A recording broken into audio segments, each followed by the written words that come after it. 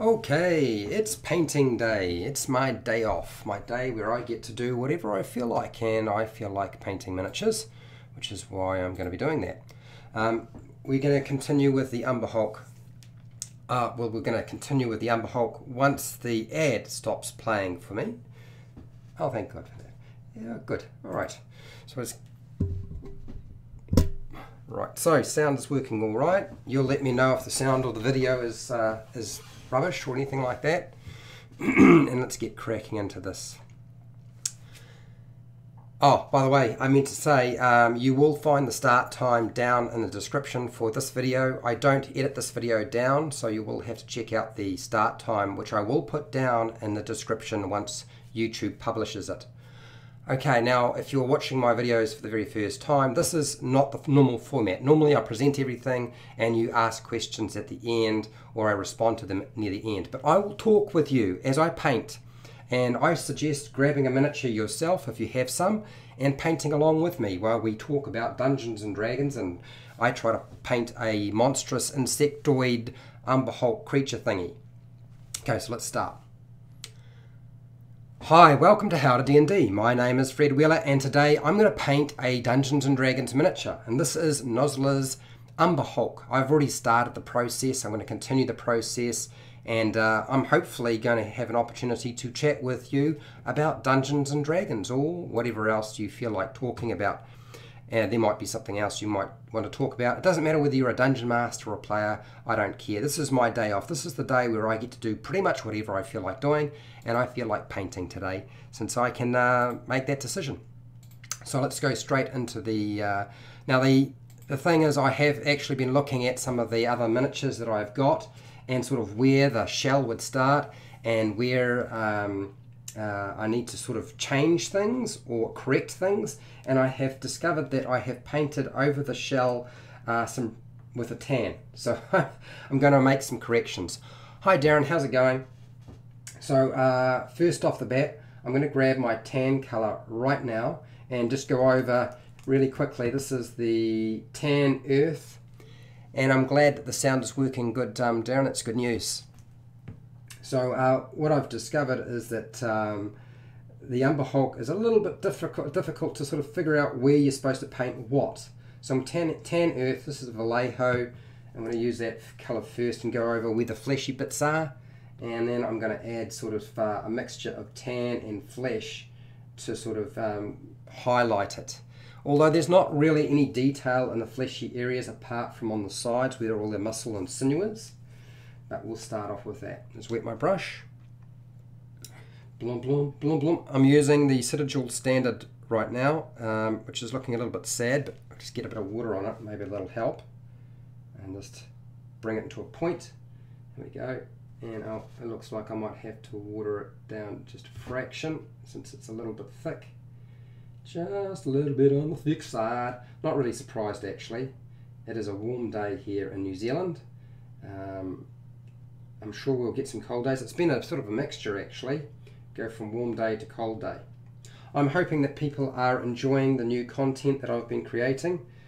I've been trying really hard to sort of come up with stuff that I can do that's usable by people, and also I can continue to reproduce without having to spend a lot of time sitting there writing notes, because it's a very complicated process creating video content. And I actually do quite a bit of research too, so plus with all the little scenes and the images that I try to pull up. So right here is supposed to be shell, for those of you who don't know. I discovered this the hard way, and so I'm painting where I want the flesh to be. Again, just another coat over that section. And as it happens, this should be flesh here as well, and the shell sits over the forearm and the hands. But I'm going to paint that a slightly darker colour and then sort of blend it in later. If that makes any sense, so hopefully it does. For those of you who watched my adventure hooks for the Curse of Strahd, we are back to doing the Lost Mine of Phandelver next week. For those of you who are hanging out for those videos rather than Curse of Strahd. But I did that for a friend. I think I've already explained that a few times. But yeah, I just felt like I needed to sort of help them along, particularly since their group sort of was struggling and one of their members is having some issues right now. So I thought that would help. I'm probably going to work on, is it Clark next? They'll probably, for those of you who are wondering why I keep doing characters in the adventure rather than location stuff, it's actually quite deliberate. It's so that you're focusing more on character in your adventures rather than on location, which is kind of odd because, you know, the Lost Mine of Phandelver is absolutely full of location information. But I feel like the character stuff is where it's at. It is the one thing that I have made the most errors around, and the things that I have failed to concentrate on when I should have focused on them more. And the problem is, of course, you've got to have time for that character to have an opportunity to interact. If it suddenly gets surprised by the player's characters and then polished off, it's all over. But at least you've got that information there then, if I do videos on those topics, which I have been. Okay, that's in between that arm, and I'm going to leave the fingers. I'm going to paint down the sides here. I've discovered that the chest plate finishes about halfway up, so I'm going to paint over that and get rid of that averland sunset colour and get the brown in there instead, so that it's a bit more where it needs to be. Makes more sense. To be fair, when you look at sort of the pictures of the Umber Hulk and then you look at other miniatures, it's very hard to sort of figure out exactly what's going on. Darren P, I agree, Fred, the characters are a bit shallow in the Lost Mine of Phandelver. Yes, they are, and yet they don't need to be. And to, you know, I found the information was kind of scattered a little bit, and you do have to read between the lines a little, you know, from time to time, but it's the scattered nature of information. No, I'm not saying it's a bad adventure. I have said many times it's a good adventure, but like many adventures, sometimes they scatter the information into places where you just can't find it. Paizo scatters their information in a wall of text, and Wizards of the Coast scatters their information all over the place. So yes, nobody's perfect, right? Cabal Press does a pretty good job. Actually, now that I think about it, they've done a pretty awesome job, actually. Okay, so I've got underneath the body of this thing. Hi, Oscar, how's it going? You use primer before applying colours or just white and black ink? So basically, these are already pre-primed, the Nolzur miniatures, so I don't need to worry about doing that. Normally I do spray on a primer, and it's a fine finish primer for metal and other surfaces. Normally I would base everything with black or white, but with this I'm not doing that because I was watching somebody else's video and I was like, actually he makes a good point. I don't need to do that with this miniature. What I need to do is just get the paint on and then follow up with the wash. Because there's so many pits in this thing, I could never pick them all up in an accurate manner. So it would be stupid to try and do so. So I didn't try to do that. Just going to paint the fleshy bit around its buttocks, just here. Paint is starting to dry up real fast. I have to wet it down again. There we go. And let's try the other side. Now hopefully you can see what I'm doing. I'm glad that you're good, Oscar. I see your comments regarding the Curse of Strahd were interesting. Mate, you need to be given a medal or a trophy or something, an award for trying to run the Curse of Strahd twice. I mean, I've run Ravenloft, I've run Curse of Strahd, but doing the Curse of Strahd twice, man, it's a good adventure, but it's hard.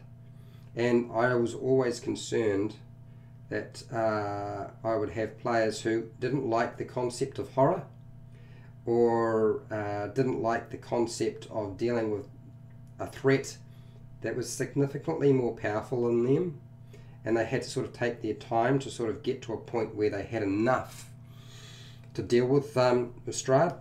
So you really do need to be given a medal for attempting to run 2 groups, and particularly a group that has new players in it.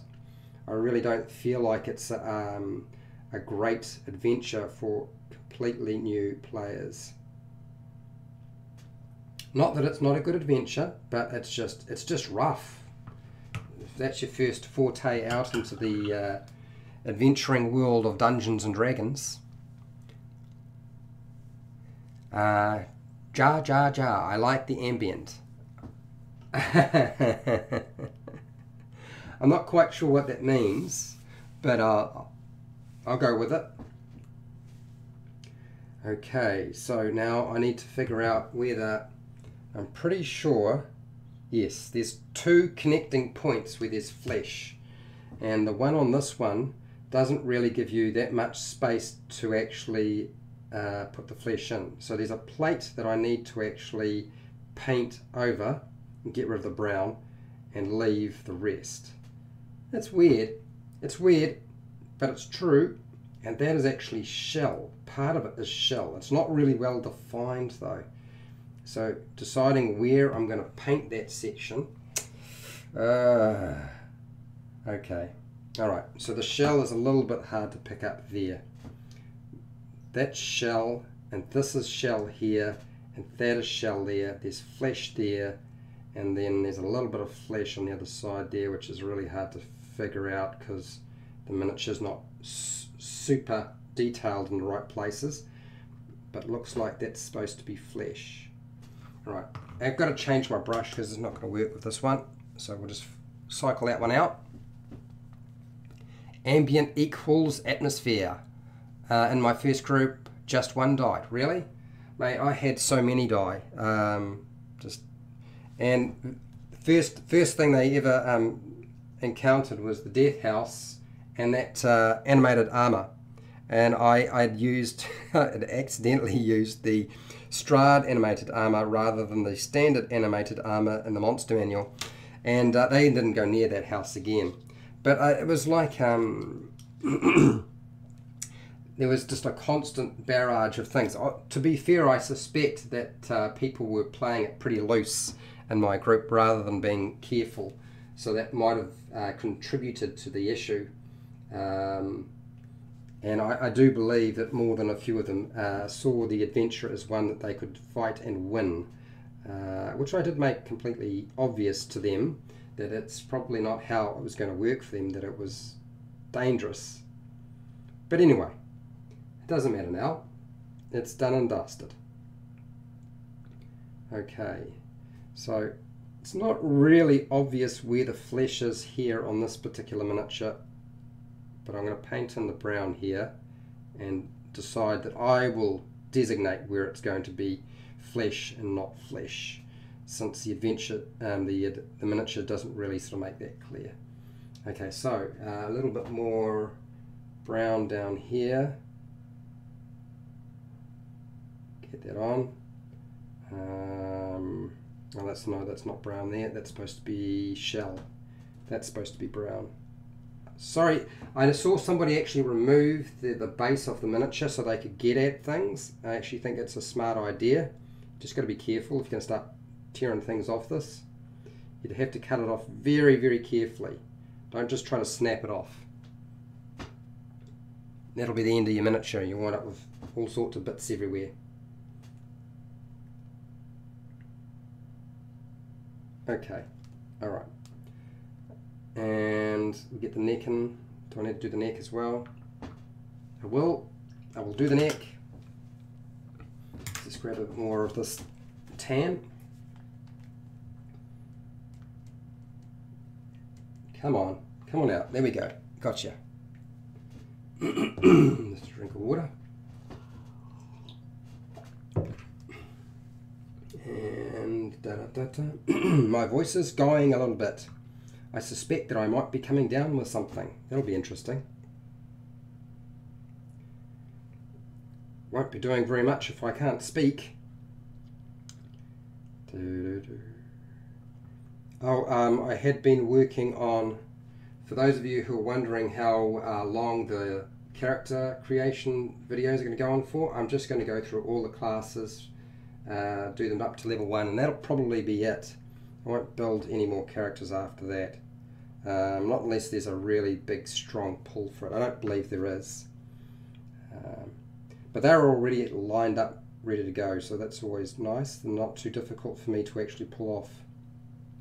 And I've got a abundant supply of monster manual presentations, so that's good too. That's been organized. And I've finally gotten around to ordering my, was it Waterdeep Dungeon of the Mad Mage. So hopefully that will show up around about the 20th. Or at least somewhere in that time frame. That is certainly my hope. That's what I'm aiming for anyway. Okay, so I've got that. I feel like I'm just going to hit that more with the brown just here. I am going to go over these locations with other paint so that I can get the detail to come out. And I'm still tossing up with how I'll do that, but we'll get there. What's that, Oscar? I ordered some miniatures Barbarians 12 US dollars, and I got my inks. Which colours would you use to present the berserkers of Barovia? You know, Oscar, I wouldn't have a foggiest clue. I'd make sure you have at least a flesh colour, or at least one, maybe two. But I'm kind of the belief you pick the main colour that you want, and then you just mix it with other colours to get what you need. Does that make sense? Rather than having a whole lot of different flesh colours. So I've got flat flesh, but there are other flesh colours that are a little bit darker if you want a darker look to it. They are very primitive, the barbarians, so you might want to go with a more sort of sun-baked look. Not that barbarians go around sunbaking themselves, I'm sure they don't, but that would be my suggestion to you anyway. Okay, I've got that. I feel like I've covered most of the areas that I needed to. Just a little bit in there, you won't even be able to see what I'm doing. Probably missed it and got the chest. Dear. Brown for the bear skin, yeah. Some black, obviously black and white, you'll need that. Grey for wolf skins, yes. Your basic prime colours, make sure you get your primary colours, otherwise that's going to be an issue. So look, I'll pull up a colour wheel for you right now, and those are the colours. I usually have a colour wheel available and ready to go.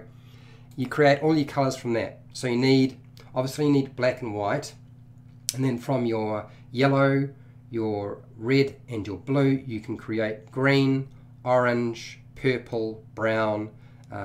So those are make sure you get your primaries, because if you don't have them, it's going to be very difficult. And something for developing your weapons, so the kinds of weapons they're going to have. So I've got some metallic colours for that as well, because you can't really mix those up very easily. Metallic colours are very, very tricky. Got the light brown for the skin. Yep, okay, light brown will work. Okay, alright, so that's that bit done. I'm going to leave that. I'm going to go on to Averland Sunset and colour in the sections that should have been shell that I missed last time. So we'll just dip that brush and we'll switch over to the standard brush. So I think I will paint black as a base before the other calm colours. Yeah, I don't know what sort of what are the miniatures made out of, because you might want to base prime them if they're like a resin. and not a plastic, you probably want to use a primer to prime them up first. If you don't have metal or resin, then it's not going to be quite as much of an issue. You can probably just use your black as your primer and your base coat to start off with. A plastic, okay, so you don't necessarily have to prime those. It just depends on the type of plastic they're made out of. Where are you getting them from? Whose plastic miniatures are they? Is there a particular company, or who was the supplier? Kind of helpful to know that sort of thing, because I know that some of the WizKids unpainted miniatures, that they made them out of plastic that wasn't really very good for holding paint. And I was talking to the manager at my game store, and they said that basically they had used the wrong type of plastic, and even though they had been primed, they weren't holding the paint because the primer was coming off, which is not good. This is when the first run of Nolzurs and deep cut, I think it's Nolzurs rather than deep cuts, came out. Alliance figures. I don't know anything about Alliance figures, so I'm not going to be any good to you, unfortunately. Alright, so yes, you'll just have to test it out and see what it's like. My suggestion is go with a primer to make absolutely sure. Okay, so I'm doing the shell section that I missed last time. Going to be a little bit tricky to get at everything without sort of coating everything in the wrong place, but we'll give it a shot. It's that bit. I will switch over to the other brush eventually, and so hopefully, I don't know if that necessarily answered your question. Chimerians set 2. I'm not sure what that is. So yeah, I'm not going to be any good to you in terms of giving advice on that part of it. But yeah, I would definitely go with primer, prime those. I've been priming pretty much everything that I use now, just because it helps the paint stay on. And I primed the miniatures that my manufacturer had sent me, and the paint is just not holding. The black is just, it looks powdery, like it's going to come off, which is not a good sign, because you don't want your you don't want them being powdery, right? That's bad. Okay, so the top of the shell, which is, it isn't clear that it is shell, unfortunately, and then what looks like a little bit of wackiness, I think that's actually muscle. So don't know if you can see where I'm going, but it's not completely clear where the shell starts and finishes and where the muscle is. So hence I'm having to sort of be a bit creative. From the universe of Conan. Okay. I thought you were talking about a supplier. Should have guessed that one. Never mind. Okay, it's got that. That's part of that shell done, and then bottom section of the shell, which means that this isn't going to be very clear and obvious what's going on here. I don't know why they've done it that way. It's probably just because of the actual sculpt itself. I think that's more of the issue. The sculpt had been a bit clearer about where the definition starts and finishes, it would have been easier. Okay, let's get that on, and then tip that. Hopefully you guys can see what I'm doing. Alliance is the supplier. Yeah, okay, yep. Yeah, I don't know anything about Alliance, so I don't know what sort of plastics they use. I know that the older plastics for the likes of from Games Workshop, actually hold paint pretty well, and you don't need to use primers. That's going right back to something like Hero Quest. A lot of their miniatures were made out of plastics that were actually really good at holding paint. I don't know necessarily that you could do that now though. They use different molds, different plastics, they use resins now, it's all over the place. Okay. Just painting in between there. I'm going to have to constantly move the miniature around to get at everything. So if you're wondering why, it's because I've got to get at it. Oh, my stomach's making funny noises. I must be hungry. I've been out. I had to go and get some panel beating done on me. So I've been panel beated. And hence I haven't had lunch yet. I have lunch after. That's right. Yep, there we go, down that way. And try not to get paint there. I just want to get it here. Along that edge. Some of the ridges from the moulding process are definitely very prominent. And I do feel like I should have taken them off, but it would have taken me hours. And I just didn't have the time. Really up to you. Okay, that's it. That's that bit. And then get around here. Oh, it's going to be just painful. Okay, alright, give that a wash. That's the one part of that leg done. You can see that the paint's actually coming off the top. And I had primed this. These come pre-primed, and the paint right along the top edge is coming off. Right there. See that? So it's not staying on quite as nicely as I would have liked. And that might be because I have watered some of it down. But yeah, not really happy about that. Okay, so let's just check the legs before I move on and try to finish off these arms. That's that. Okay. Legs are good. Okay, so now I've got to start fixing what I started with the arms, because there is in fact shell there. Right here and here. These are actually shells, so I have to repaint over them.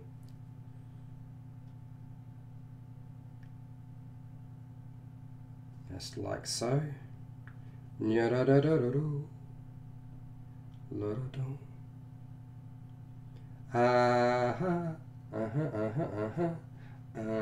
Oh, by the way, I saw a new video by Roll for Damage. That's PJ. He's featured on my channel, and it was really quite cool actually. I was just asking him about it. Flaming Creeper Plays. Hey, how's it going, Flamer? Or Flaming Creeper Plays. How is your day? Welcome to my live stream and my little painting expedition. I don't know that it's necessarily a, yeah, I wouldn't say an expedition. I'm just painting. My day off. My opportunity to have a bit of fun. Alright. That paint's going in there.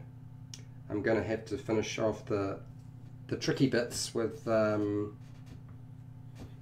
smaller brush. It's definitely going to be too hard otherwise. Creeper Flaming Plays. I started a new D&D group. No one has ever played D&D. Oh, okay. Alright, you've come to the right place.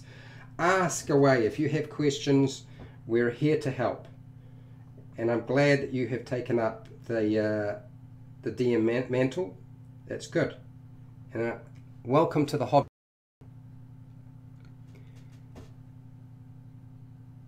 Always here to help. If I can, I will try.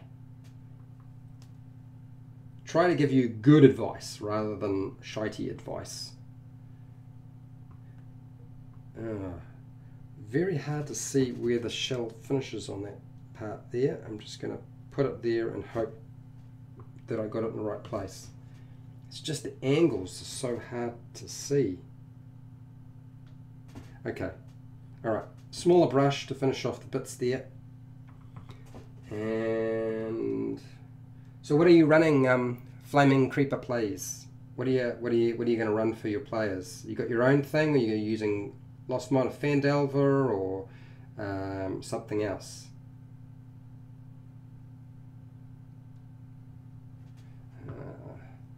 Okay, get some more paint in there.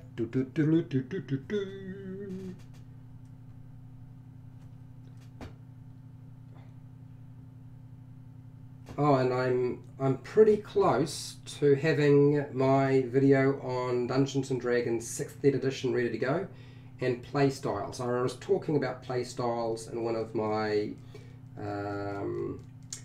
Dungeon Master Q&As, and I thought, well, actually I need to go and do a full-fledged video on the topic, so I have actually got a pretty extensive one ready to go, and I will do that as soon as I can. What's that, Flaming Creeper? How should I handle everyone making the characters? Also, I haven't decided yet. I decided to start working on it today. Okay, alright. So, first off, have a session 0 where you sit down with everybody and talk about what you're going to run for them, so that they build their characters to your campaign, not them build the characters and you have to try to fit them in. That would be my first advice to you. I know that there is a new sort of view on how to incorporate characters into the game, and it seems to be directed at they create characters and then you have to try to tie them into your campaign. It's the other way round. It's the other way round. That's the whole point of the session 0, is they make their characters based off what you have for a campaign. So make sure when they build their characters, they do not build them in advance. They build them with you and the other players. And I've done a whole bunch of videos on building character relationships. So you can check that one out. That covers lots and lots of different suggestions. Oh, Dan, what's that? We'll get back to you, Flaming Creeper. What program did you use to make your channel intro, Fred? Mate, it's Movie Maker. I don't have time. I've got Sony Vegas 13, I think it is, and it just takes too long to push stuff out, so I don't even bother. No, there is no Dungeons and Dragons 6E yet. Okay, I'm just talking about what will happen in the future. It's don't freak out.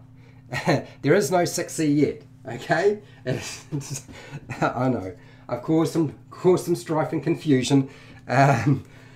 So don't freak out. There is no 6E. I'm just talking about what 6E will look like, because I do believe it is in the process of being developed. When it will be released, I still think it'll be a little while yet.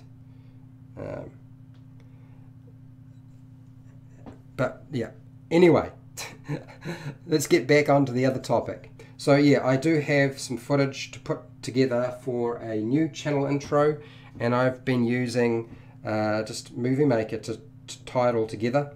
I don't really try to make them too complicated. I just don't have time. Alright, we're going to the small brush. I'm going to the layered brush to get the shell finished up, because it's not working out the way I'd hoped.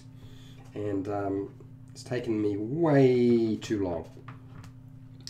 Okay, small strokes for small folks. I've got a video on being a dungeon master for the very first time dungeon masters, and it breaks it down into very, very basics. It's not going to give you everything you need to know. It's just going to keep it very simple. But yeah, try not to freak out. You don't have to make your own campaign for your first group. It's perfectly fine to just use somebody else's material and then add some stuff of your own as you go. It's often what I wind up doing is I'll take somebody else's structure and I'll add in my own stuff. So it never sort of plays out exactly as written. Most things don't. but that's my advice to you. Movie Maker it's just really simple. Do you know what I mean? And I can expand it, and I can make the frames really big, so it's really easy for me to see what's going on. And since my eyes aren't that great, I know I'm painting, but my eyes aren't that great, it actually makes it really hard for me to see where the speech is and where it isn't. And I just don't have that control with Sony Vegas. And there are other programs you can use, but money. They all cost money, and they all cost time to figure out how to use. And Sony Vegas, I've still got it, I just don't use it. And it's processing time. Every time I try to process anything, it takes forever. It's like, what? I'm still waiting for this thing to finally compile. What's going on? But I understand it would do a better job. I just don't have the time for that sort of processing. And nowadays, a lot of my stuff is just going straight onto the YouTube platform as a live stream, and then I will just do a really rough cut on YouTube. I won't even download it or record it on my computer because it takes up extra space. I'll just chop the front and the back off. There's no way I could do the content and the amount of content that I do otherwise. You'd just be getting one video each week, and that would be it. And I did that, but yeah, I can't really get away with that nowadays. And I've noticed a lot of people who shoot their videos might as well be live streaming because they don't even cut out when they make errors. So, you know, like, what's the point? You're shooting it off the camera, but you don't even edit out. You've edited your video, but you don't, you know, when you start choking or coughing, they're saying sorry, and they haven't even cut that out. So I just don't see the point. It's a little bit fiddly, but we're getting there. I haven't ignored the chat. I'm going to get back to it. Don't you worry. Let me concentrate on the shell first. Okay. All right. So we've got the shell sorted pretty much. Give that a bit of a clean up. Oh, that's right. I've got to do the fingers. I forgot about the fingers. The fingers aren't supposed to be brown. What's this? Movie Maker. Oscar. Well, I'm not very attracted to the idea of changing editions. Got money and time invested in 5e. Well, first off, even if it gets released, there won't be any requirement or need to do so. So yeah, I wouldn't worry about that yet. Okay? Even if it did, you wouldn't need to do so. What's this Flaming Creeper? I'm not sure how I should make the campaign. Is it like I give them a quest and go from there? I feel like you're trying to do too much, Flaming Creeper. I feel like you should just grab the Lost Mine of Phandelver and just run that. Start off with that and work from there. And you can build your campaign out from that if you need to. Normally I build my campaigns if I'm doing them, which I still feel like running your own campaign, if you've never dungeon mastered and you're new to playing the game, is like asking for trouble. I always just start with location and then put in characters, or I start with a character and I build a location. It's way more than I could talk about in this video. So yeah, honestly, I think your best bet is to go and look at that, it's just way too watery. All right, bear with me. I'm gonna grab some more paint. People still playing 1E, so there's no need to change. Exactly. If you don't want to. Playing 4E once, and they went back to... yeah, that's right. There are people playing all the versions of the game because they keep reproducing the core books. They said they would, and they have continued to do so, and they will continue to do so. And also, to all of their adventures for even Dungeons & Dragons 5e are easily utilized by any of the editions apart from Dungeons & Dragons 4e. That would be the only one. You can easily take Storm King's Thunder or the Curse of Strahd and run it as a second ed edition or first ed edition game using the rules. It would not be very hard. It's one of the benefits of them not including the stat blocks in the actual adventure content and having it at the back. And you'll notice with the skill checks, they also highlight them as being ability checks, because skill checks are a newish development. They weren't always there. But the concept of the ability check was there. And so therefore it's Dungeons & Dragons 5e adventures are backward compatible. And I would not expect anything to change with regard to backward compatible. No matter what they do, everything is going to be backward compatible. If that makes any sense to you, I hope it does. So yes, I am painting the fingers because I decided that they looked really weird if they were brown. And it didn't look right. And so I am repainting them.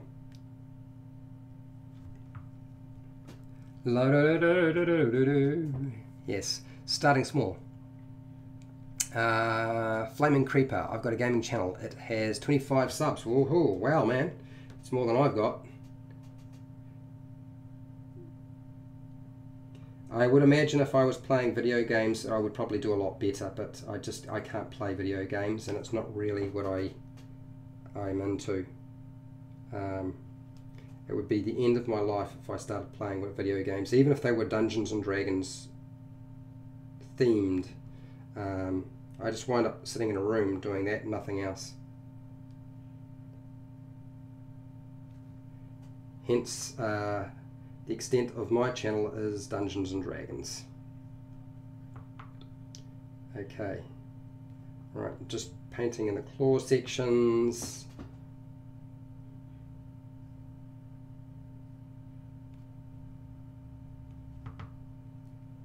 I should have stuck with the Shelly colour, shouldn't I? Really? Should have stuck with the Shelly colour. Looks much better.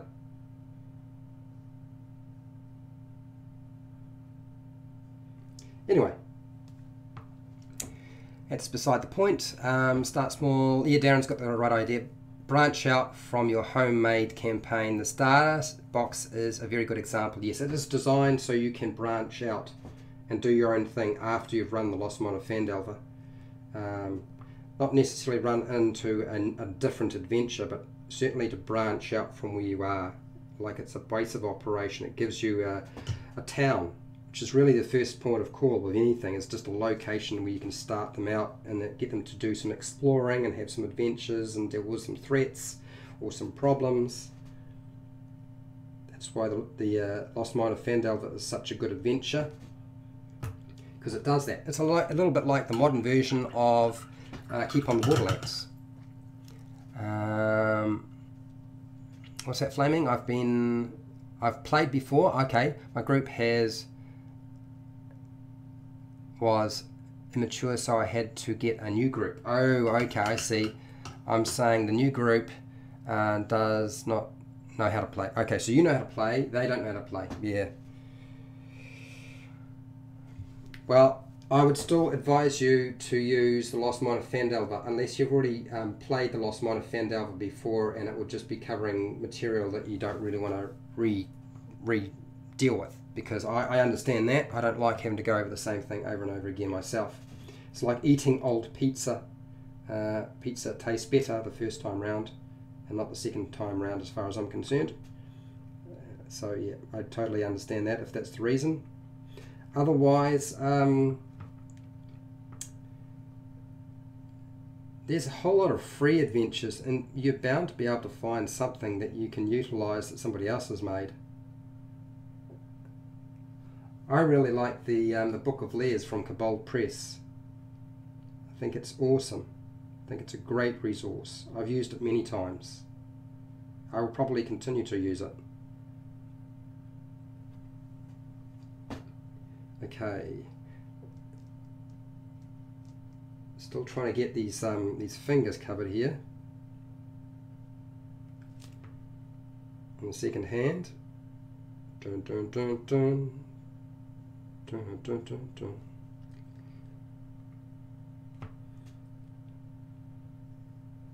There we go. Now I know that I'm a bit behind on the chat, but I will get back to it, don't you worry. So yep, flaming, I get it, you're not new. But I always start with a location and build from there. Most of my adventures are location based actually when I think about it. I tend to build a location and then populate it. Or if I have a big bad threat, then I start with building where they are, you know, the area that they populate. I don't really focus on event-based adventures. I've always preferred to let the players create the story rather than for me to try to do that. Instead, I just provide them with the population, the location, and they do the rest. Surprisingly, I found that's worked out pretty well so far.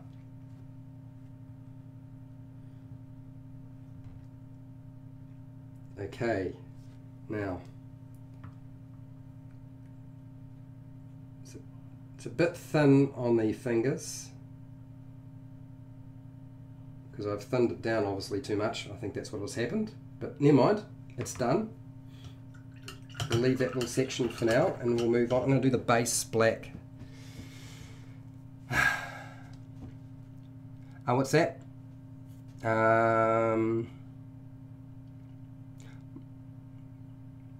Okay, my question is that it takes me forever to make my campaigns. I don't want to use the pre-made ones, okay, because I'm stubborn. Okay, am I able to set the scene and just go from there? Chris Perkins has a really good way of creating an adventure on one page. You start off with a basic adventure hook or something that the players have got to try to achieve. That's your opening. That's your first couple of sentences. And that should be only just a couple of sentences. Then you put down your names of your characters that are going to be in the adventure. Then you have about 5 NPCs. One of them will be the main villain or antagonist. One will be the patron. And the others are sort of filling in the rest of it, wherever you need them to be. Then you'll have your locations. So a maximum of 5. These locations don't need to be in detail. They might be as simple as an inn, a tavern, a clearing in a forest. It might be a dungeon location. It can be anything you really want, whatever you think is going to work. And so you've got adventure hook, the characters that players are creating, and sort of a really rough idea of what they're like. You've got your NPCs, you've got your locations, and then you have some potential encounters. Now they don't need to be necessarily just combat stuff. It could be traps, it could be a puzzle, it could be a skill challenge, it could be just a problem to solve. It might be something as simple as just a letter that they find. It can be all sorts of different things. That's, you know, it can be a river that they have to cross. It might be something they have to find, something they have to do, someone they have to negotiate with. All those things come into play. And that's it, all on a 1 A4 page, and your adventure has got some basic notes to it, and you go from there. And I would suggest having at least some sort of map. Whether you create the map yourself or you use somebody else's, it doesn't matter. So that's my advice to you with regard to building your own stuff. I'm going to put yellow on the nails actually. I'm going to go yellow for the nails. I'm putting the black on the base because I want to go grey, but I don't want to use the grey that's already the primer there, if that makes any sense. The claws are meant. The claws, yes, I know what you mean. Nails, claws, I get it. Darren, good point, Fred. I've been running Keep on the Borderlands for every edition except 4E, and it was converted it for 5e. It's not much to do when I learned that Goodman Games was republishing it for 5e. You know, I think I ran so many old adventures that I did not do any conversion. I just took the original adventure. I did that for Keep on the Borderlands. I did that for what else was there? Behind the Magic Mirror. There's a whole bunch of them. I just can't remember them off the top of my head. And I just ran with them, and I just did the rest. Now you might say, "Oh, Fred, that's because you did that. You're capable of doing that, mate. Anybody can do it. Anybody can do it. It ain't that hard. You just change out your monsters. You got a monster manual there, and then you're away." And as for the skill checks and so forth, where you just figure that out as you go. A lot of the mechanics in the old adventures were based off the concept of making ability checks anyway, and so therefore it's already there.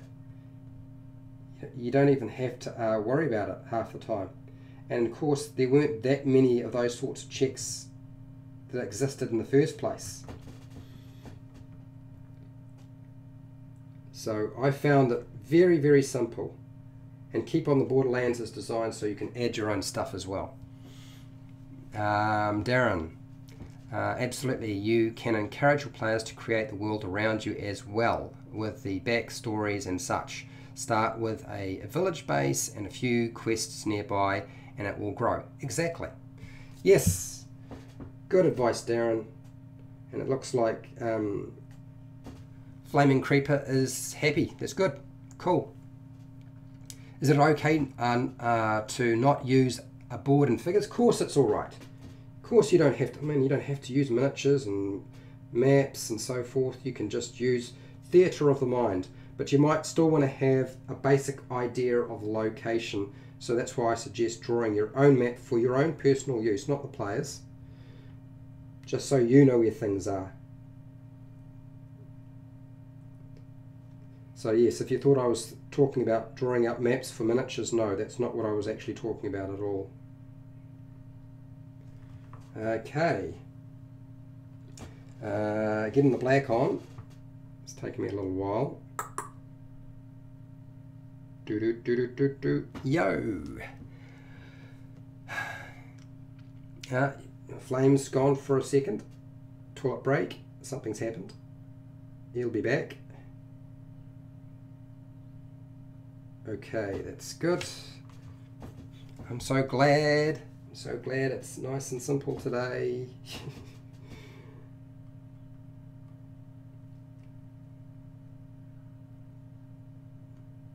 Trying to get it just underneath the feet is actually really difficult. Okay, that ain't working very well. I might have to change to a different brush. Just get the basic areas and then I can switch out and go to the layered brush, I think. There we go. Black in there. Oh, the paint is drying so fast. This room is heating up. It's like an oven. Cooking Fred. Welcome to my channel where we cook human beings.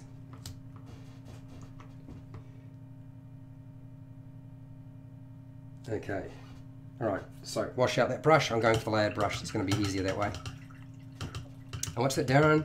You'll be surprised how easy it is as long as you don't get obsessed with detailing every little thing. Yes, creating off the cuff and taking notes so the stuff you come up with will be consistent. So you don't have to try to remember the stuff that you created. Sometimes I don't care, but I know exactly what you're talking about, Darren. If there's an NPC that might reoccur, or they might ask you about, and you don't remember the name of it, it can look a little bit silly. So yes, take some notes as you go. Doesn't have to be don't need to type it all out or anything silly like that. What's that, Darren? Under the Fan is another great one I keep running. Okay, I don't know too much about that one, but I'll take your word for it. I believe you. Antonio, how's it going, Antonio? Sorry. Most of the WizKids models come out bent, like the tusks on their models. Yep, This one wasn't too bent, so I didn't have to do anything to it. But I do agree they do tend to do that. Use a hairdryer to heat the part, then hold it in place until it cools, or just dump it in some cold water might be an easier way. Yep, Antonio, good advice. Right, let's just get my brush, a little bit of water on it, and get this black in the tight little difficult to find locations. There we go, it's that little bit there. And la-do-do. Man, I have to say I really like painting day. Painting day is like the best. Not because I'm good at it, but because I don't really have to care about nothing. I don't have to read off a script. I don't have to figure out if the rules I'm presenting are correct. I don't have to try to make up any stuff. I can just do my thing. Awesome. That is why I like my painting day. Okay. Right. By the end of this, I will have forgotten all of my worries. Ha! It's, the hand is shaking. Stop it. Oh man. Come on, right angle. Did I get it? Bit of black on the bottom there. I'll deal with you later. I'll deal with you later. I'm coming back. What's that? Darren. N5 under LFM is 2E. Oh, okay. Well, to be fair, I think a lot of the adventures from the older editions, apart from Dungeons and Dragons 4E, are easily utilised with Dungeons and Dragons 5E. I don't think you'd have any trouble whatsoever. The adventures I have for Dungeons and Dragons 4E I've found were just a little bit too mechanical, and I mean you can change out the monsters and so forth, but I just don't think that it was so combat focused you really have to retool the whole concept. Hence I don't think that they're very reusable. Fine is in their own game system, but not reusable in Dungeons and Dragons 5e or other versions of the game. Possibly why they're not very popular. I've got quite a few of them too, by the way. And I really like the drive-through RPG because you can download some of the older ones and get them as a PDF, because it's pretty hard to get a printed copy of these things nowadays. And she's all good. Alright. Alright, how do I get that brush under there, between the claw and the mandibles? I know you can't even see what I'm doing, guys, but I tell you, it's like fine surgery. Alright. Got it! Yay! that was really difficult. Okay, so let's have a look. I think the first thing I was going to do is I was going to paint this colour here, and then I was going to go back over yellow, because I feel like if I just go straight over it, it is not going to work. So that's what I'm going to do. And then the tips of either fingers will be yellow as well. Mandibles, eyes, more yellowish in nature. Okay, cool. Let's just grab some more of this. What is it? What am I using? I'm using Averland Sunset again. Darren, I should paint something today too. It would take my mind off the day. Absolute, man, it's taken my mind off everything. I'll tell you that now. I've forgotten everything that I was thinking about.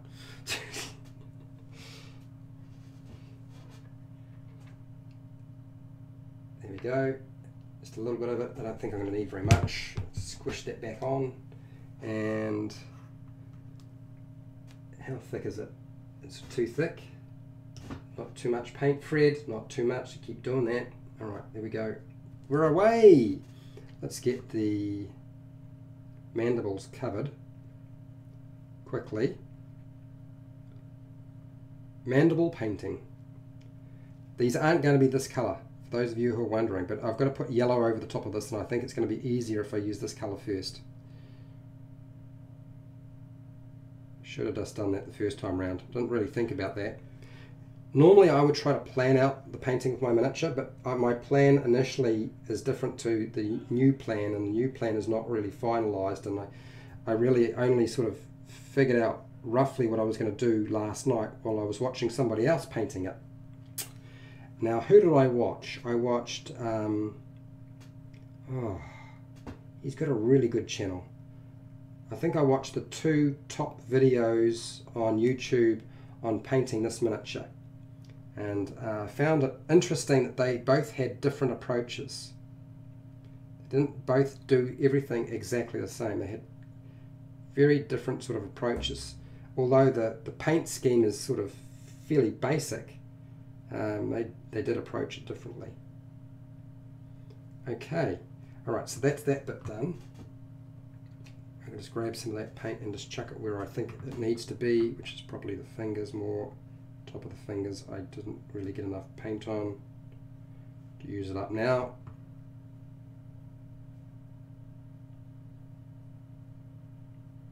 Okay, cool. That's that done.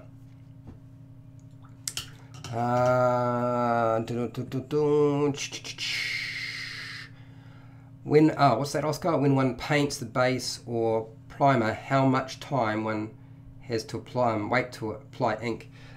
If you're putting a primer on, make sure you give it a good hour or so. It depends on the primer. If I was applying inks and a wash, I wouldn't even attempt doing it if I put paint on, because I feel like the paint has got to be pretty hard before you start fiddling around and doing that sort of thing. I'm not an expert in the area though. So yeah, if I ever do any washes or inks, it's going to be after I've done most of the other stuff, and then I'm going to leave it. So which is why you don't see me doing washes and inks during my live streams, because that's the end of the video as far as I'm concerned. I just have to stop. Okay, so that's that done. Let's move back over to another colour, and I believe I was going to use yellow. Where is my yellow? So I'm using deep yellow. It's all Vallejo. Everything's in the description for those of people who are unsure as to where I'm getting my paints from, what colours I'm using. It'll all be down in the description. Yeah, there's my yellow. I'll take that and just make sure it is thin enough to apply. Oh, it's going to be tricky. I am using a smaller brush to do this, but it is going to be tricky. I can see it right now. Alright, eyeballs. We'll start here.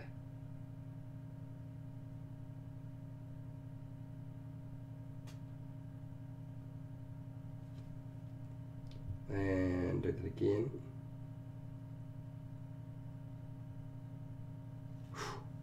Oh, the stress. Eyeballs. I hate doing eyeballs. Mouths, definitely next. Don't really have to do the mouth on this thing, which is good. Okay, so that's the eye. And we get the other eye. Very carefully.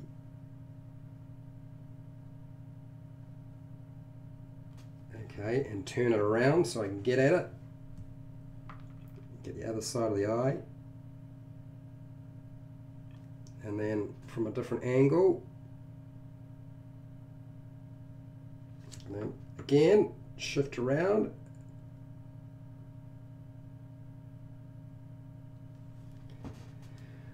I kind of went over the edge a little bit, but I'm not going to get too silly about this, otherwise I'm never going to get it finished, am I?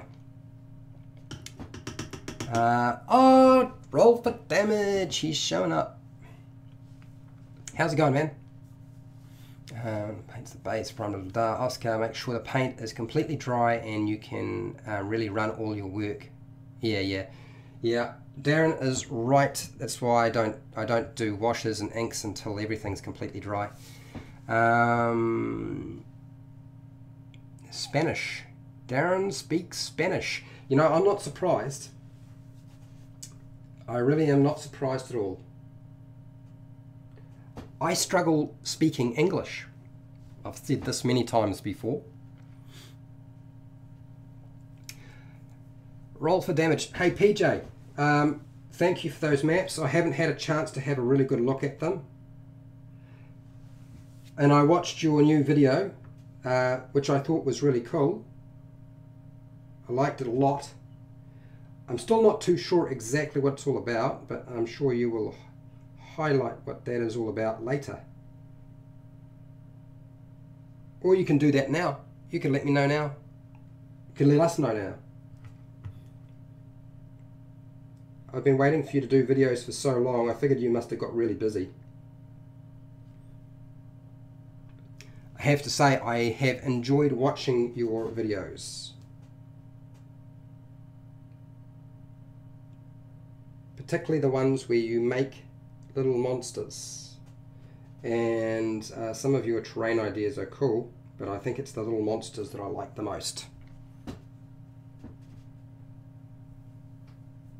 What's that, Darren? A bit I'm not fluent and I still get the masculine and feminine wrong from time to time. Oh, okay.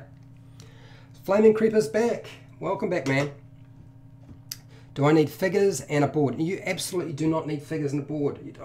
You don't need to have figures and a board. Just don't worry about it. I use them because it's just something I like. And if I couldn't afford them, I would probably make them or use something else, and it's just me. But you don't have to use them. There was never a requirement to do so. That's why Dungeons and Dragons 5e is built in such a way that you do not need to worry about having miniatures and a board.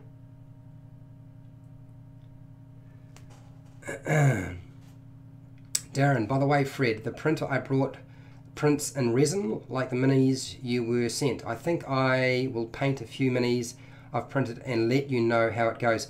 Yeah, I noticed that the primer that I utilize, which has usually been fine, just did not seem to help hold the paint on.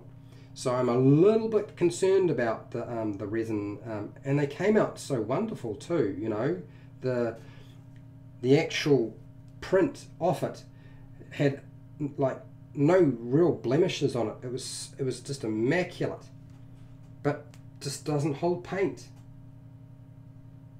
Maybe it's just I've got to use a special type of paint. I don't know. I just don't know.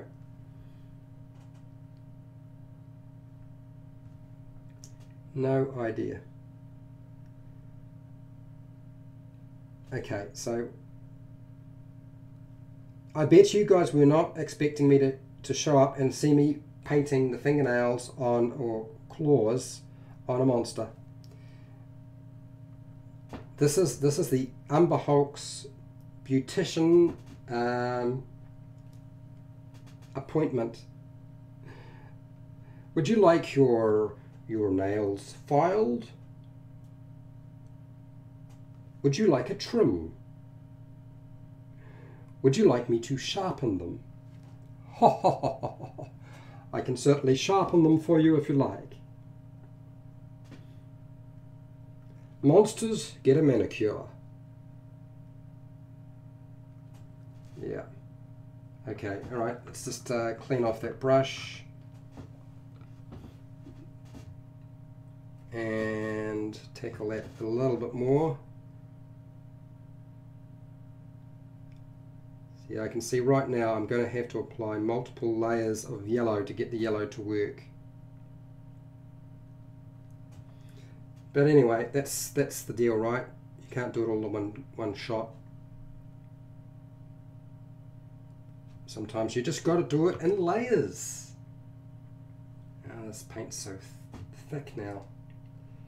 Okay, there we go. Gotcha. Darren, no man, not at all. It's a bonus, but completely not necessary to have minis and boards. Yeah, exactly. You don't have to have them. Painting eyes must be very hard. I'm pretty green in this.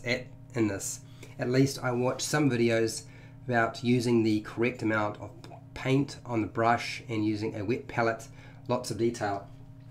So I have the option to use a wet palette. I don't very often because it dries out just as fast as the dry palette. Now I know you're thinking, well Fred, hang on, there can't be a wet palette then, can it? But it's just the heat here, it's just so much.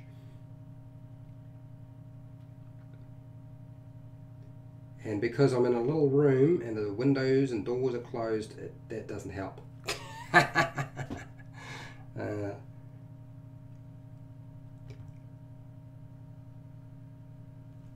Okay, come here.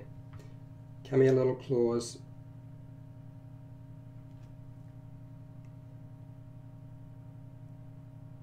Still got it. Oh. Trying to get at them and not knock into anything else is actually really difficult.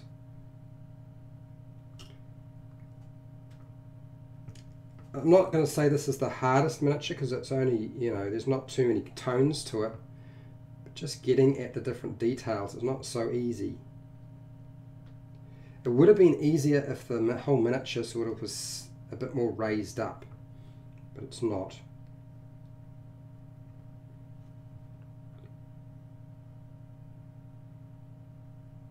And there we go, we get the yellow onto there. So you can see right now, I put the yellow on there and it's just about disappeared. That's how thin it is.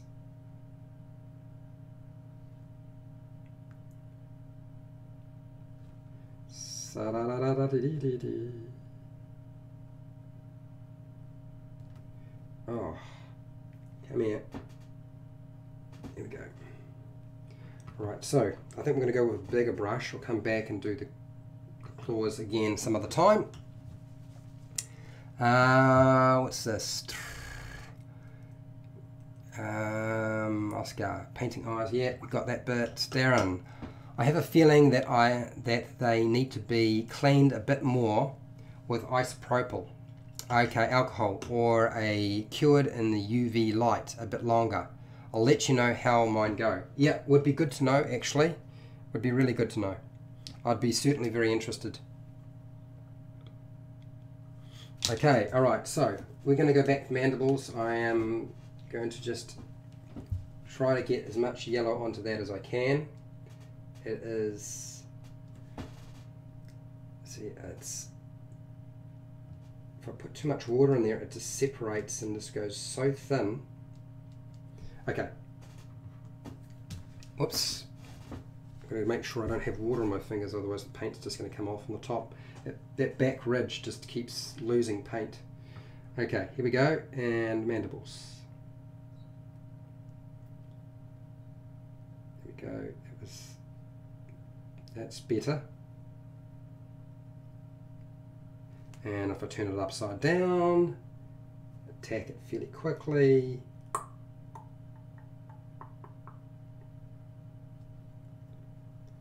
And I'll do that again.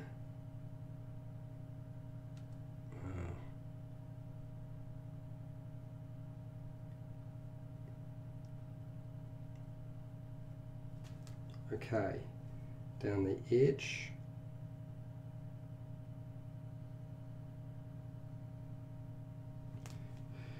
Same thing on the other side. La, da, da, da, da, da.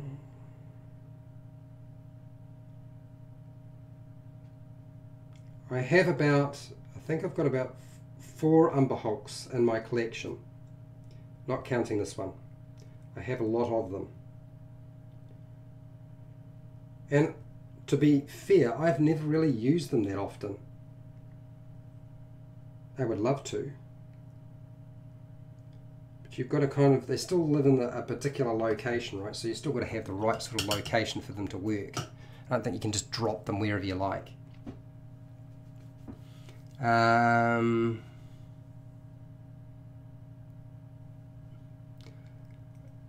Oscar's asking about cleaning miniatures with alcohol and soap. Yes, soap usually, but alcohol if you can't get the residue off. Yes, normally the process is you clean them. These ones here shouldn't need to be cleaned because they should already be fine as they are, but you never know, really. Okay, so I want a grey, and I'm going to hit the base of this. Where is this? Paint, paint, paint. Where's my grey? Sea grey. We're using sea grey. And we'll drop it into here. And I'm going to use a larger brush for this. And it's too thick. So I'll brush it off a little bit. And we will apply, and I'm not going to dry brush it, because to be fair, I honestly don't really care about what's going on with the base, because I have plans for it later. So we'll just get the paint on fairly fast.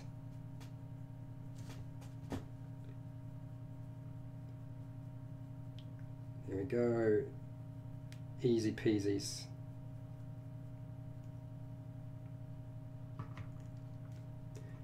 Not to mention, if I mix any paint and I don't put it on quick now, it just dries. I don't have a choice.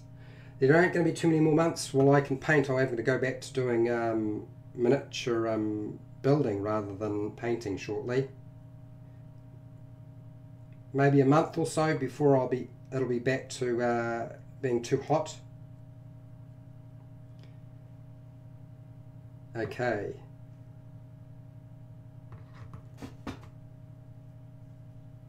Alright, so let's grab a different brush.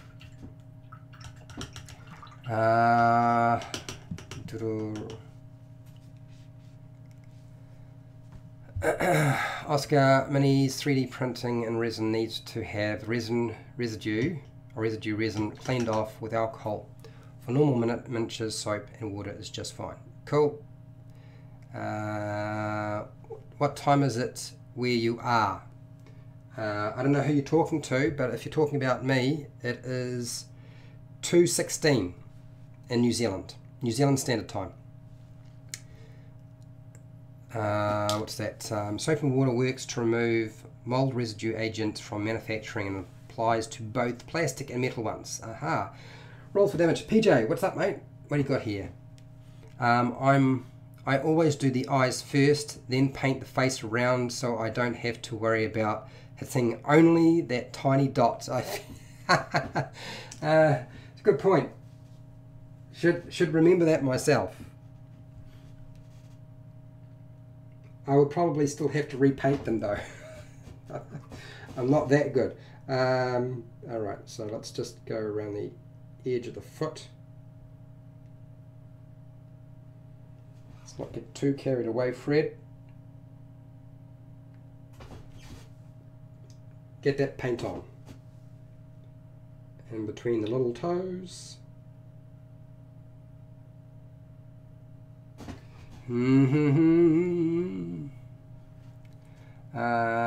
Roll for damage.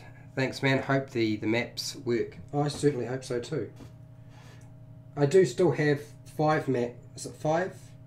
5 of the vinyl maps left, which is why I'm still able to use them, because I don't usually cart them around with me, so they weren't in the car. And I have 2 maps which I accidentally forgot to stick into my suitcase that are sitting on my bookcase. So I do have I think it's 7 maps in total left out of the 50 or so I had. But that's alright, because now you've sent me a whole bunch. Maybe it's a good excuse for me to make my own maps.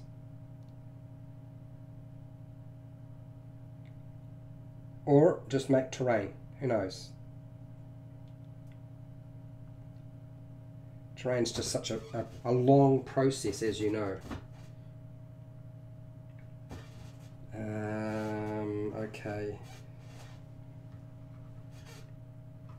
Oh, it's getting between the body of this thing and to the base. Super hard. And I'm going to have to keep watering down this paint because it keeps going hard on me. I'm going in between. You won't even be able to see what I'm doing. I can barely control the paint myself or see what I'm up to. Just there, and then clean it up. Go. All right, more grey, more grey. 7. Oh.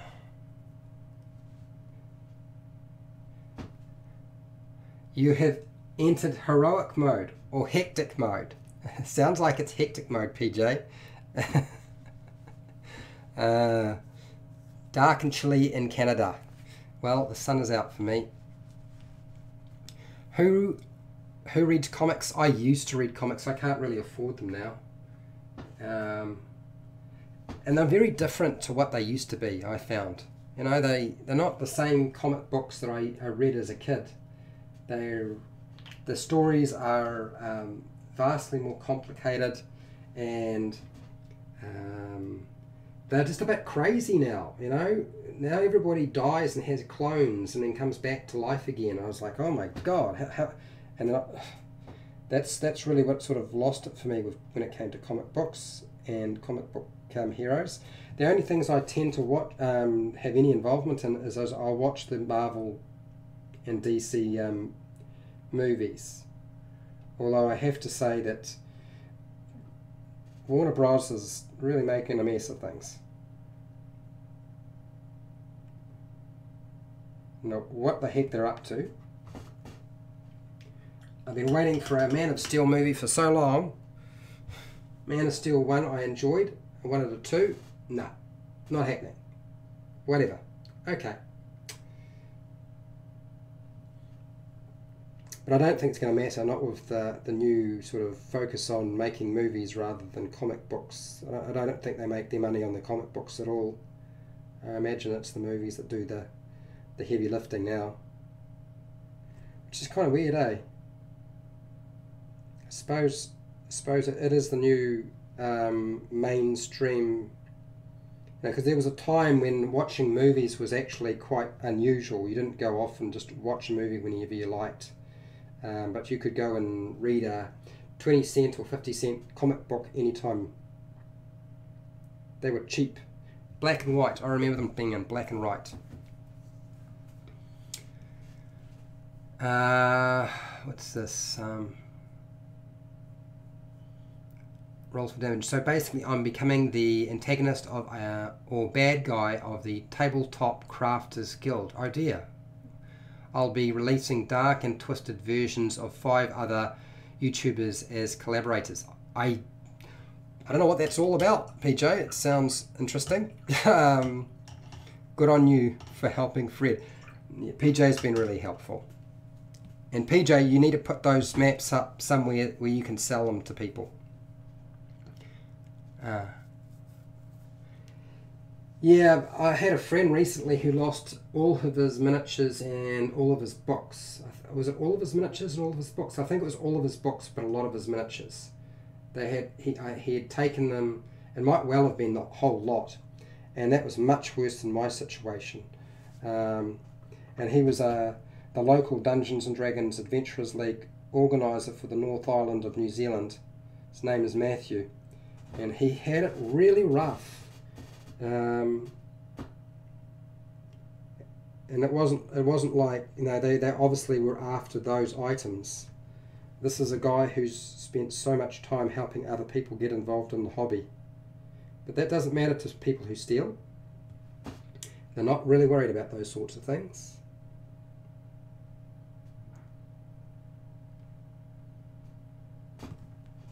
And there's no telling what they'll do with those books. They may not even be interested in them. They might just sell them.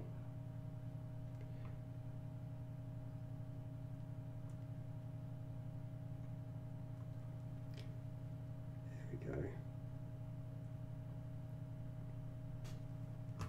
go. Okay, that's pretty much covered the base where I needed it to be, so that's good.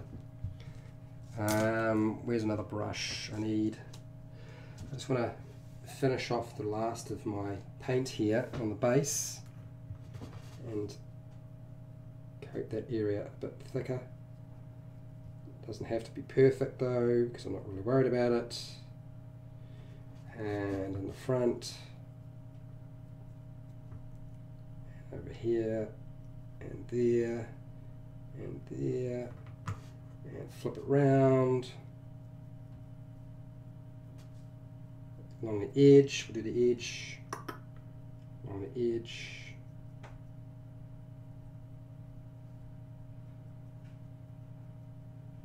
There we go. Okay, good, done. That's the grey on.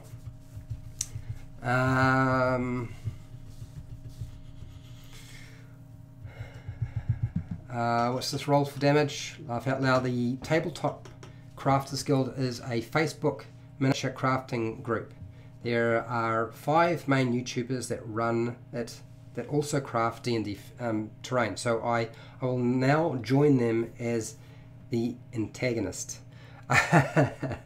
Dear. I'm not sure what's going on, mate, but I'm sure it'll all be well in hand at some point, right? Okay.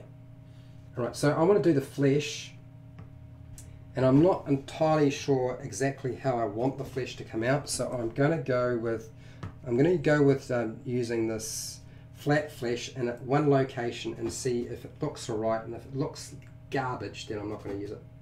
I feel like I should add the tan with it.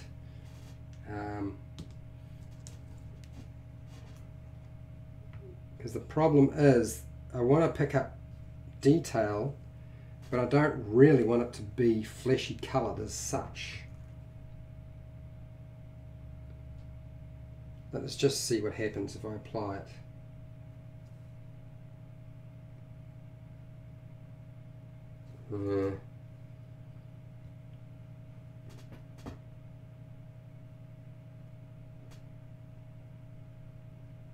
I'm just going to use strokes on it, as if there are little fibrous muscles there. There's no detail to paint on this section, so I'm just going to stroke it. Stroke it, baby, stroke it. Stroke it, baby, stroke, stroke. That didn't take long for that brush to need to wash out again. That was fast. Flaming Creeper, hey, thank you for coming, mate. And all the best with your game. Okay, so can I just get more of the paint off? It's just how I'm going to get underneath there, I do not know. That's way too watery now. Yep, that ain't going to work. Alright, so change of plan. Thicken up the paint, and I'm going to attack, I'm going to come back to this a little bit later maybe, and I'll try just picking up the detail along here, and to do that I'm going to need less paint on here where the muscles are.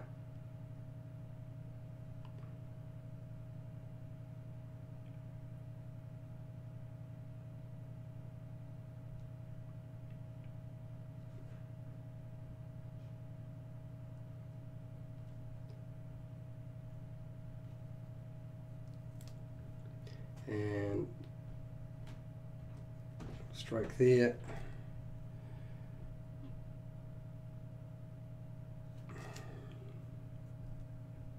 Let's do that again. A little bit more paint, and then stroke it off.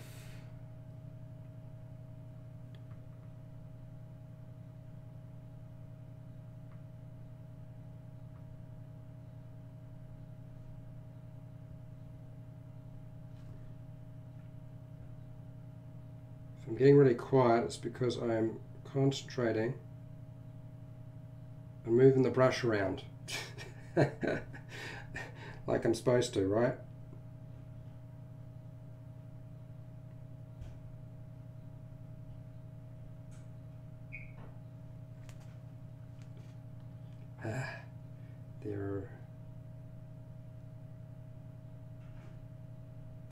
Okay. Well, it's not bad. I still think it's going to have to be washed to work out. Because I feel like it needs to be dirtier.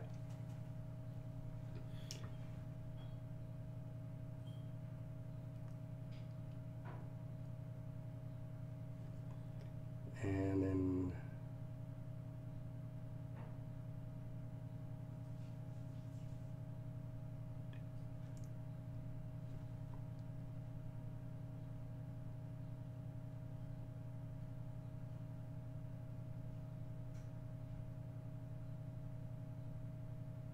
whew. Get in underneath there, get in underneath there.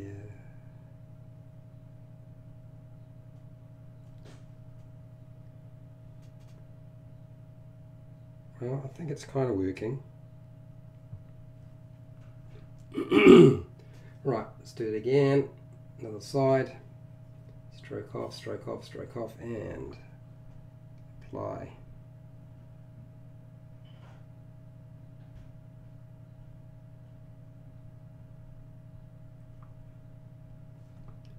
And then down this way.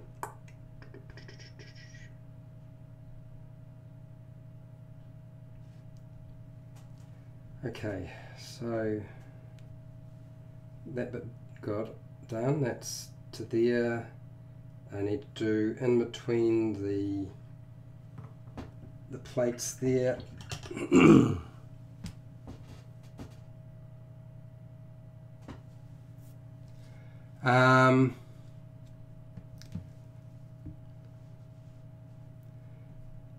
Oh, the coin making video. Yes, it was pretty cool.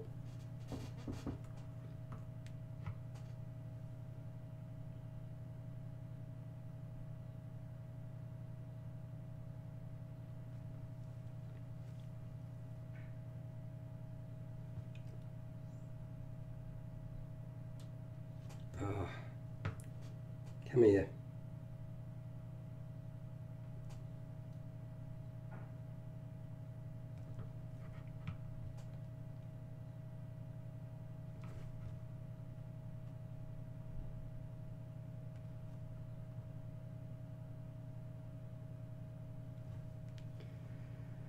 Well, how do I get at the neck? That neck is actually really hard to get at without bollocking it up.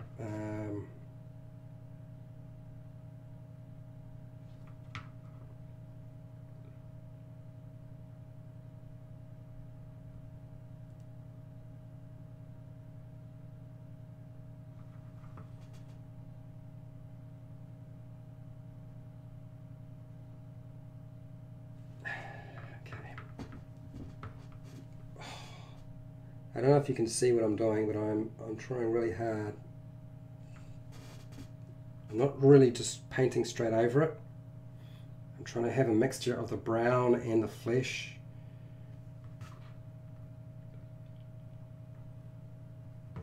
And I'm just trying to see if I can finish that, because those little lines there actually don't look too bad.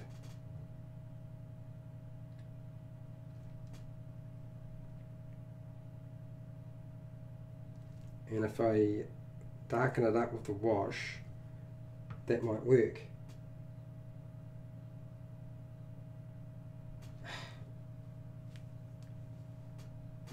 Just getting at those locations is so hard.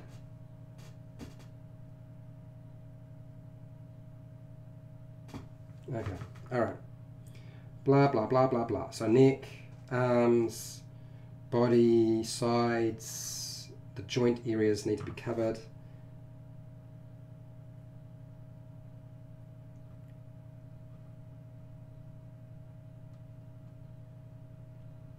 The fleshy bits there.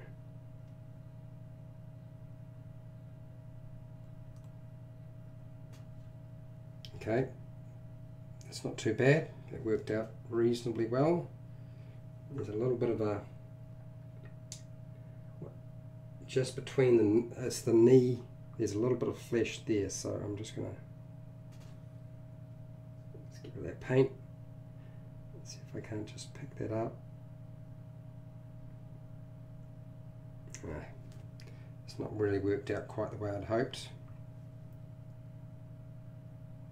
Not from these, I might repaint that.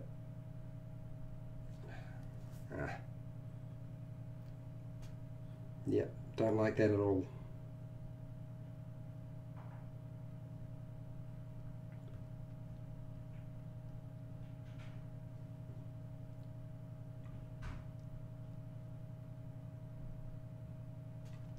Okay, that's that piece.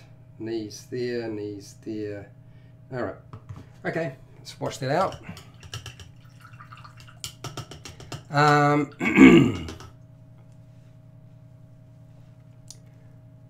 What's that? Rules for damage? PJ, thanks. I need to update it with better methods. I'll have a lot more time to get back into the vids. Oh, cool. I have a bunch of stuff. What's this, Darren? I have a bunch of stuff shot and in need of editing. I just can't seem to find the time. That's exactly why I live stream, Darren. You'll never find the time, and that's why I live stream the stuff, and then I let YouTube do all the processing, and then I do all the metadata, and then when I go back, I can make a copy of that video on YouTube, and I just chop the front and the back off to tidy it all up, and I'm done. And I do all the metadata as well. And then when I get a chance to actually get my camera out and edit things together, then that's what I do. Fred, keep your washes darker on the underside and it will look shadowed, and the lack of access to the neck won't matter so much. Hi Michael. Okay, good advice, Darren. I'll remember that. I'm pretty much ready to sort of finish up for today, but what's the last thing I want to do? I've got the shell sections that needed to be coated the right colour done. The flesh is a combination of brown and flesh. I've done the mandibles once. I'm probably going to have to do the mandibles and the eyes again. She's just about ready to sort of... Oh, I didn't do the toes. Ah, the little claw toes. Those toes. Oh no, I forgot about that.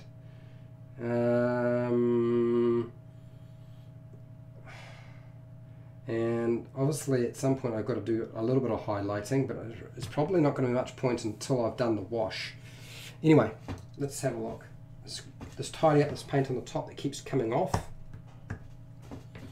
How's it going, Michael? I'm just rambling now. I think that's what we can call it. Definitely just call it rambling.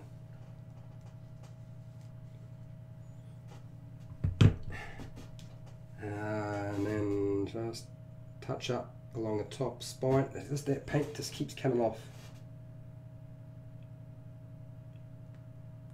There we go, and along here, touch up there, touch up there. This yellow is so thin. I think the problem is that I'm not allowing the miniature to dry, and so my finger is moist and damp, and so the paint is coming off. That's probably what's going on, rather than there being an issue with the paint itself. Whereas if I'd left it to dry, it would probably stay put. Probably a good reason why I should stop for today and come back to it another day. But some small progress done, even though it doesn't look like it. There is some small progress that has been achieved.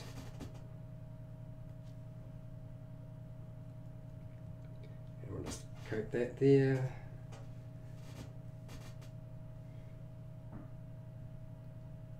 Touch up there. Okay, all right. Wash out my brush. Oops, sorry about the hair in the screen. I don't have that much hair, but apparently it was getting in the way. So this is what we have, and I'll try my best to hold it in such a way as you can see it. Obviously not finished. Still got a little bit left to do, and and obviously the highlighting still needs to be done, which I will get to. I just haven't done it today. Okay, so look, if you found this video helpful or informative or entertaining, or you just had a good time hanging out with me, excellent. share and like the video with other people, or just like the video if you liked the video, or share it with somebody else who likes painting or wants to learn how to paint, or just likes watching people paint for hours on end. Now, if you like this sort of thing, I do this about once a week. Either it's a painting video or it is a live streamed how to make your own monsters sort of thing. And so I do this once a week, so consider subscribing to my channel if you haven't already subscribed. Hit that bell button to be notified when I go live or when I publish a new video, which does happen from time to time. Also, if you want to support my channel, you supported my channel by watching this video, and I do appreciate it. Thank you very much. I don't do Patreon, but down in the description you will find affiliate links to the book depository and Amazon, where you can buy stuff online. I get a small commission. You pay exactly the same price as you normally would. Just go through the link, buy what you want. You do not have to buy the thing I have linked to. And I have like hundreds of videos you can check out too if you want. Now, this is your opportunity in the live chat to say hi or bye to me before I disappear. Give me some feedback, tell me what you think. I'm always happy to see nice comments, but I will also respond to most comments. It's just the really nasty ones I don't really bother with nowadays. So yes, in the live chat. Otherwise, that's what the comments section. Tell me what you think of the miniature. Tell me what you think of the Umber Hulk. I think it's quite a cool monster. It's one of the more one of my favourites, but I just don't seem to get an opportunity to use it very often. That's all. And other than that, till next time, keep rolling those 20s. Where's my dice? There's my big dice. There it is. Okay, we're done.